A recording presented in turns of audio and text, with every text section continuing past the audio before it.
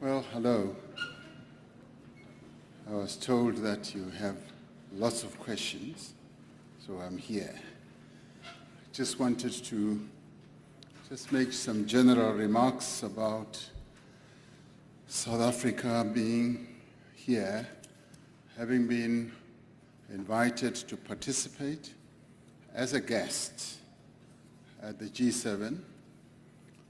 We've often had the opportunity to participate in G7 summits.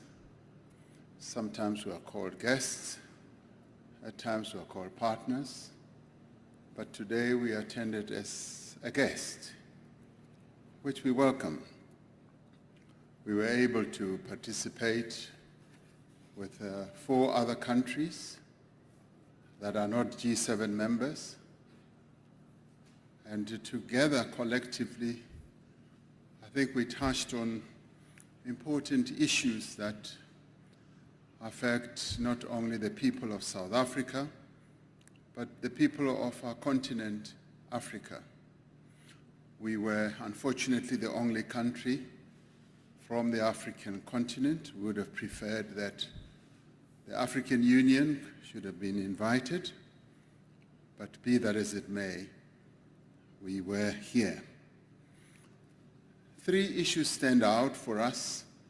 The first had to do with the pandemic, which is a key priority on our side as South Africa and as the continent as well, that bringing an end to the pandemic is our key priority. It's a key governmental priority as well. And we were rather pleased that this matter was thoroughly discussed here, particularly with regard to the participation of the G7 countries that are countries in the north, most developed economic countries, where the tool that we have to use to fight the pandemic is manufactured, is devised, and yet on the African continent we do not have the capability to manufacture this tool. So we brought a message here that we would like to have access to the vaccines as well, so that the people of Africa, of whom only 2% have now been vaccinated as opposed to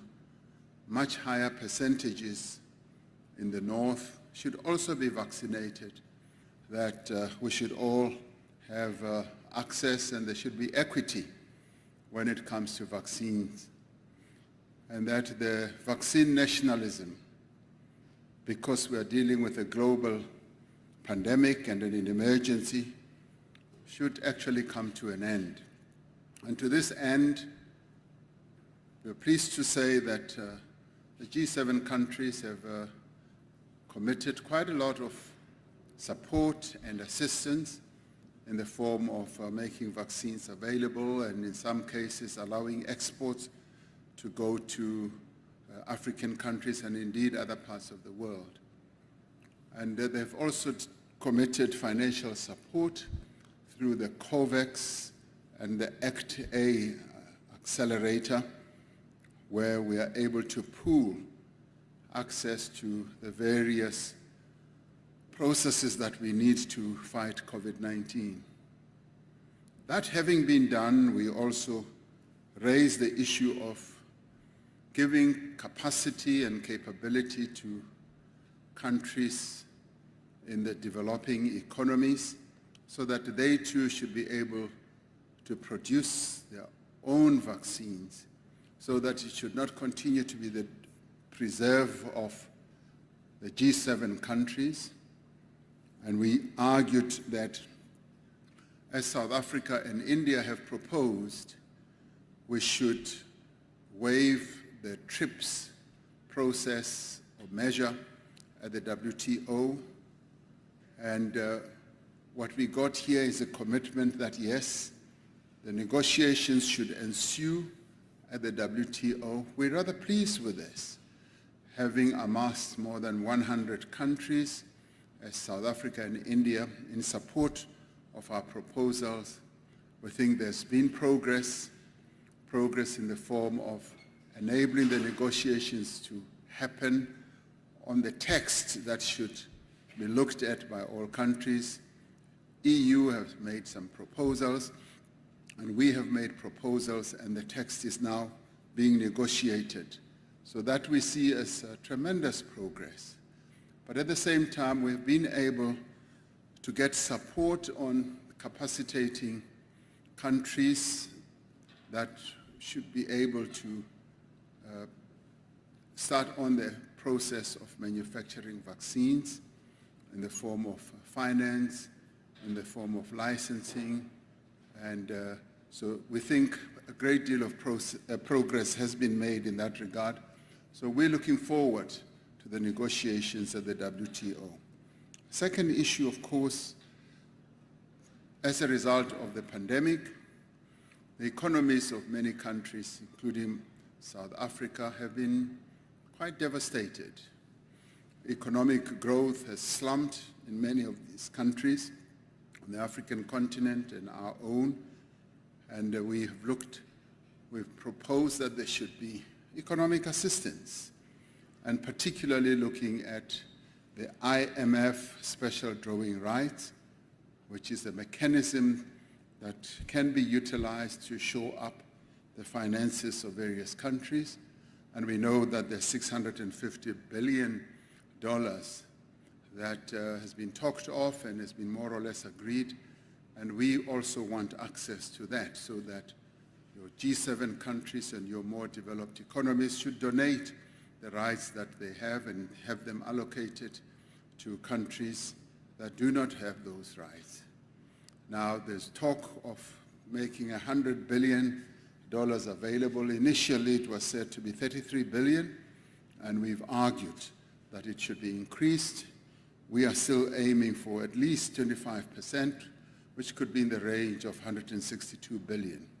With that, we believe that many economies would be able to have a measure of financial muscle as to be able to address the challenges that they face.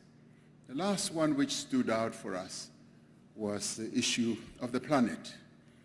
Climate change is a challenge that affects many countries around the world, and in Africa, which is the least contributing to global gas emissions, suffers the most.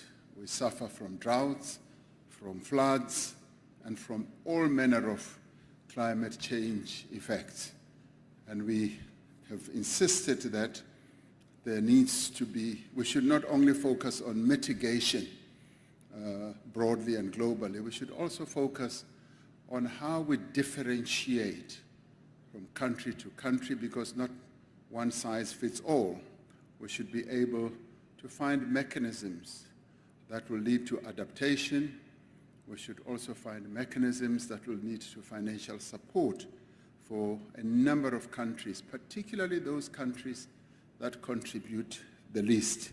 We all agree that, yes, we should move to net zero, and we should reposition our economies to be less reliant on fossil fuels. That we agree to, and as South Africa, we have made a commitment that we will, yes, want to see a just transition as we migrate from fossil fuels, particularly coal, but we need financial support. And many countries in the developing economy world need some financial support. And this is where we called on the G7 countries to live up to the commitments that they have made in the past to give financial support so that all of us can migrate in an orderly manner to move towards green economies in our various economies. So the summit for us has been in many ways beneficial, because we've been able to put across our messages, and we believe that the G7 countries have listened to us, and a number of areas are going to be addressed positively. And on climate change, as we move to COP26 in Glasgow, we believe that the calls that we have made will be heeded, and we should be able to see some progress emanating from that. Thank you very much. I see there are no questions, and I'm delighted. Thank you, Mr. President. We will first take questions from the floor, then move on to take questions from members of the media who have joined us virtually. May I request the members of the media joining virtually to raise their hands, their virtual hands, when they want to ask a question. Kindly introduce yourself, indicate the media house you are representing. Also, kindly keep your questions short and to the point.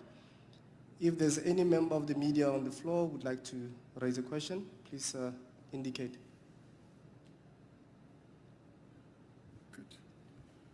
Good. It looks like there are no hands on the floor. Let's move on to the virtual platform.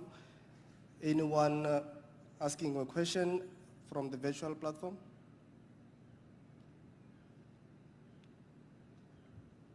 Diane Hawk, I see your gesture. You'd like to raise a question? Yes, good afternoon. It's Diane Hawker here from Newsroom Africa. To President Cyril Ramaphosa, he has mentioned many times vaccine inequality. I think good news from the global leaders there that they are intending to support. But is this pledge good enough and significant enough considering the pressures that African countries are facing, especially in terms of their economic situation, as well as the fact that India is experiencing so much trouble when it comes to actually making more vaccines, and they were meant to be one of the key suppliers for African countries? May I take the second question? Hello, President Ramaphosa. Hi, sorry. President Ramaphosa, obviously you tweeted last night that you had had support from US President Joe Biden with regards to the TRIPS waiver. Are you disappointed that you haven't been able to come away from this summit with that agreed? I think we will allow the President to respond to the two questions. Is the support enough for economic growth or addressing the challenges that many countries face? And you cited, for instance, India, but it's not only India that is going through a rather horrid time with regard to tackling the pandemic. Many other countries are. I'd like to believe that obviously it could never be enough. We need much more support, because the need is quite huge. So whatever support we can get, we would welcome. But what is important is that at this summit, they have realized, the G7 members have realized that support is needed for developing economies if we are indeed going to address the challenges that many of developing world countries need in the form of generating economic growth, but more particularly in addressing the pandemic. So that was prominent in their minds, and that is why we also addressed the special drawing rights issue, which can make finance available. But apart from that, there will be other forms of support through either the development funding institutions, through bilateral dealings between countries. And we see that as a recognition of the need for support to be given, because this pandemic has set many countries back. I can speak of our own country. I can also speak for a number of countries on the continent, on the African continent. They were on a growth trajectory, many of them, but the pandemic has set them back in many ways, and it will take years to go back to that growth path that they were already on. So there is need for support, because unless there is support, we all get mired in low growth, in negative growth, and that leads to all manner of problems and challenges. I mean, inequality becomes the order of the day, as it is at the moment since the pandemic descended on the world. Inequality and poverty have been exacerbated, and it has affected people of our continent, and I guess around the world as well, in many other social ways. Education, the health system have been challenged or devastated. So all these need support, and we believe that there is a need for solidarity to be pledged, that your G7 countries and indeed the G20 countries need to pledge solidarity with those that have been more negatively affected by the pandemic. Yes, our call, India's call, and South Africa's call for the waiver of TRIPS at the WTO has received enormous support from around the world, and including countries such as the United States, and we are grateful for that. What we have been able to get from, say, the European countries is the agreement that the World Trade Organization process must ensue, and there must be negotiations that are based on the text. And we'd like to believe that, having encountered negativity and opposition right at the beginning, the position has softened, it has become much more reasonable, and for them to have agreed that we should now have text-based negotiations, it represents a move which we would like to acknowledge. And when we do get to text-based negotiations, we believe that we can make headway. For instance, there's broad agreement that there should be a compulsory measure that can be used in country for, if you like, a waiver of the IP in country, and that is a general, I'm told, WTO rule. So there's been agreement that yes, that can be utilized. But the problem is that it takes quite a long time to have in-country legislative provisions to allow that waiver to take place, to have compulsory measures being utilized to embark on utilizing the IP of or the patents of pharmaceutical companies. Now that in itself is an acknowledgement that we are dealing with a pandemic that requires emergency measures, and the compulsory tool is that emergency measure. And we are arguing that let us look how that can be implemented and how best we can look at how the in-country process can be either waived or changed. I'd like to believe that we're almost there.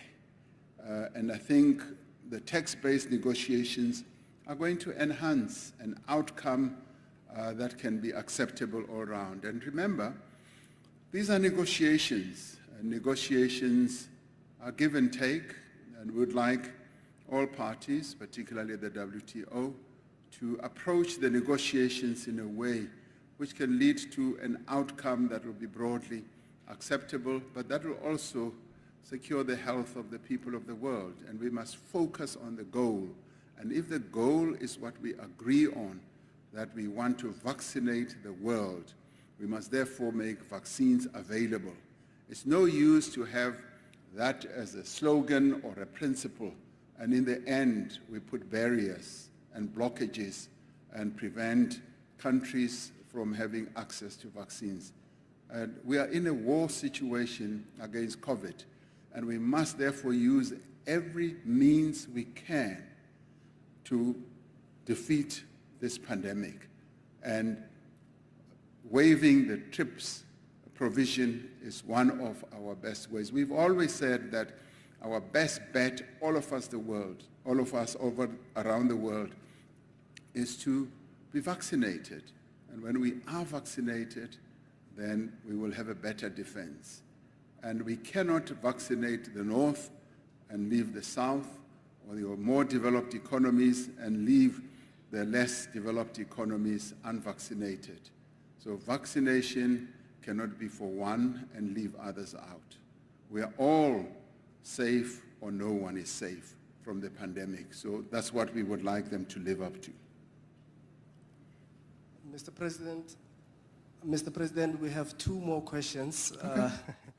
One from the Business Day, Lucanio Nyanda, the editor. After him, I'll read out one question from the SABC, Sophie Mugwena. Over to you, Lucanio. Thank you very much, and thank you very much, Mr. President. By coincidence, I also happened to be in the UK at the time, so I was looking how the local press is covering the event, and I was wondering if you're disappointed that it seems to be overshadowed by issues around Brexit and all of those things, as opposed to the issues that you've raised now in terms of vaccines. And then secondly, like back home, we've had some bad news regarding J&J, and I'm curious as to how this would impact on our plans forward in terms of like the plans we had for the winter in terms of vaccinating our most vulnerable people, and whether you've been in touch with President Biden or J&J about all tips. Thank you. I will then read out the question from Sophie Mukwena of the South African Broadcasting Corporation. She asks, or she starts with this statement, Mr. President, President Joe Biden said the G7 has agreed to assist in building infrastructure in developing countries. Is this not a way to push back China? And her second question, she would like to get your reaction. She says, President Ramaphosa, what is your reaction to the 15% imposed on multinational corporations? What is South Africa's view on that? Thank you, sir. Well, I didn't get the first part of the Business Day editor. I just had the J&J issue. Did you get the question? May I ask the question to be posed again? Okay. So sorry to start, Mr. President. I was just asking whether or not, I mentioned that I was also happened to be here in the UK, and I've been looking at the coverage of the local press. And I wondered if you're disappointed that it's been so dominated by internal issues like of Brexit and Northern Ireland, and not so much about these big meaty issues that you brought to the table in terms of vaccines. No, I'm not disappointed. I guess the media has to deal with whatever issue that interests them, and if it is Brexit at the moment, they obviously must deal with it.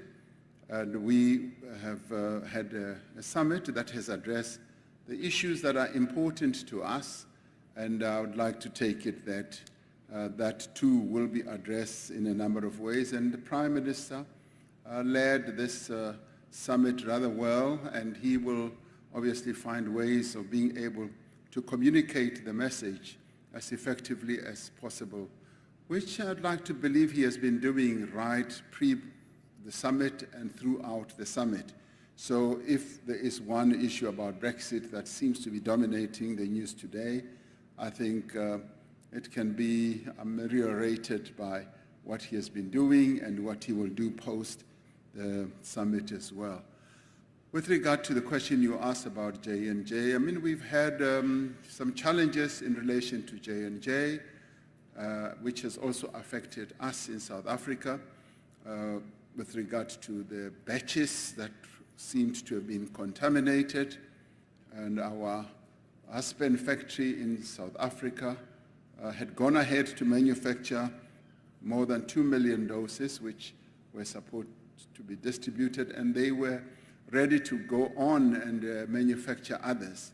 So they were told to stop, which they did, and now in the end they are told that they are contaminated. So I'm told that they have to dispose of those that they have already manufactured. I spoke to the CEO of Aspen earlier, and he said, well, they are going to start all over again with another batch, and they should be able to gear up their manufacturing capacity.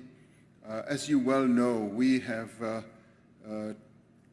stored a lot of our vaccination programs hope on J&J, Johnson & Johnson, because it's a one dose or one jab vaccine. So we've been waiting. But in the meantime, we've been using other vaccines, particularly Pfizer. And in my discussions with President Biden, we did say to him that we would like the doses that he's going to donate also to be channeled to Africa, also to be channeled to South Africa. And he agreed that he's going to do precisely that as soon as possible. So we should be able to get some doses from that end, and we will be able to get doses also from Europe, and we will then be able to have, as we have often said, a multi-vaccine doses type of situation. But J&J should be able to get up and going. The CEO of Aspen told me that by the middle of the week, they will be able to have started and manufactured quite a number of vaccines, which will be made available not only for South Africa, but also for the African continent. So we are hopeful that our vaccination program will receive a great boost as we get these vaccines. Coming to Sophie Mugwena's question on President Biden's statement that they are going to be investing in infrastructure on the African continent, that should be welcomed. It should be welcomed because we're a vast continent. We're a continent of many countries that have a great, great, great deficit when it comes to infrastructure. No single partner in the world can do it alone. So we want a multi-partner type of process in investing on our continent. And we are open for business, we are open for investment on the African continent, and we welcome those who will come with good terms, of course, and the commitment from the G7 to invest in our economies and to support our economies must not be looked at negatively. Actually, it is a very positive move, and we are actually urging the G7 countries who had slowed down with their investment processes on the African continent in the main, not completely, to start gearing up, to start increasing their foreign direct investment, and indeed their assistance programs on the African continent so that we can grow our economies. So we can never say that that is a threat to China or pushing China out. We are very inclusive in our approach. We don't see the exclusion of one at the expense of another. We see an inclusion, and that's what we are on the African continent, and that's what we would like to be accepted as. On the issue of taxation, the G7 countries have come up with a proposal which has been discussed and is still going to be discussed on a taxation mechanism which we have not had time to discuss, but it's what they have discussed, and clearly they see the taxation level that they've come up with, that at least it should be 15%, and I read that to mean that that's the floor and it can be higher than that, which I'm sure will fit their own economies. And taxation is very different in various countries around the world. Some tax as much as 70% and some tax as low as 15% or so. So that needs to be looked at. And us in developing economies, obviously, we've got to take a lot of things into consideration because the revenue challenge is quite huge. Our tax base is quite narrow. And in the G7 countries, the tax base is broad, both for personal income tax and for corporate tax. So in our case, there's a misalignment, and we therefore need to look at all that, and we must have the equation balancing properly. So it is a G7 determination, and we have heard, we have listened, and we were here also to watch some of these things. Thank you. Ladies and gentlemen of the media, this concludes our business. At this stage, I'd like to thank the President of the Republic of South Africa for your time. Thank you, ladies and gentlemen of the media.